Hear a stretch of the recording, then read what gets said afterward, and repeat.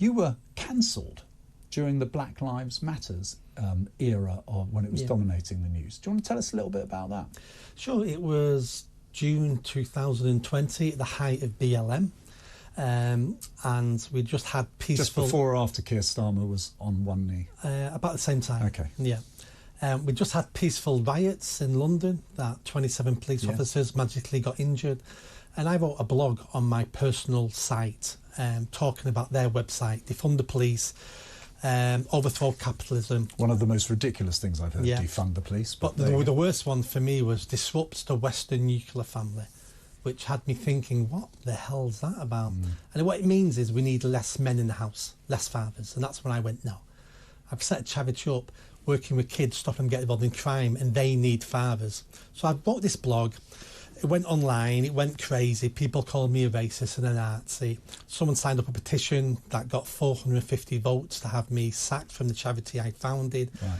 And according to this, that they said that the views undermined the Black Lives Matter movement whilst working in a diverse community. Yeah. In other words, criticism or whatever was not tolerated. Well, on a few years, Black Lives Matter now is acknowledged as a grift, as a con, stealing money. There's all that story about the leader of it, wasn't it? And the funds. Most leaders, there's leaders of everything. But let's not talk too much about that, because talk about you, because you were, explain it to me, you were removed from the charity? Sacked from the charity I founded by the board I appointed, who were personal friends. And then what happened? I joined the Free Speech Union. They were fantastic. We mounted a fight back. They got a solicitor involved. They looked at my contract and what I said and went, this is unfair dismissal. So I then threatened individually the trustees with a legal action, and they all resigned in disgrace. I then appointed a new board, approved a new board to be appointed at the charity, who then offered me my job back. So I don't like talking in these terms. Would you say that was a win against cancel culture? It was a win against cancel culture, but I don't like to talk about win and lose. I personally didn't win. Yeah. I lost every step of the way. I lost those 4 friends. I lost 4 friends. I lost the initial bonding with my granddaughter because I was a bit of a mess for the first couple of months. I've now can't work in the charity sector anymore now because people who work in the charity sector is very woke, and it's because this will come up every single time. I eventually had to leave the charity again by my own volition because the charity was constantly being attacked by people like Salford Council.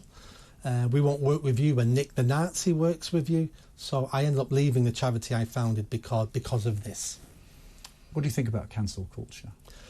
Criticism's fine, but cancel culture basically is bullying. It's alien, isn't it, to our very, very strong values that we believe you can have difference of opinions. You can offend people with your opinions. Not allowed anymore. Well, I'm wondering if we're allowed, there's a pushback. I do actually absolutely. think there's a pushback. It smells in the air. It's been changing now for a couple of years. There's win and win and win in the papers all the time. And Toby Young from Free Speech Union has done an amazing job with that organisation. He most certainly does. If you like that video, don't forget to subscribe to the channel, hit that notification bell and comment. And if you like what I'm saying about running for Mayor of Greater Manchester, then stick around. Tell your family, tell your friends. The only way I'm going to have a chance of winning is a grassroots movement. So be part of that movement and hit that bell. Thanks.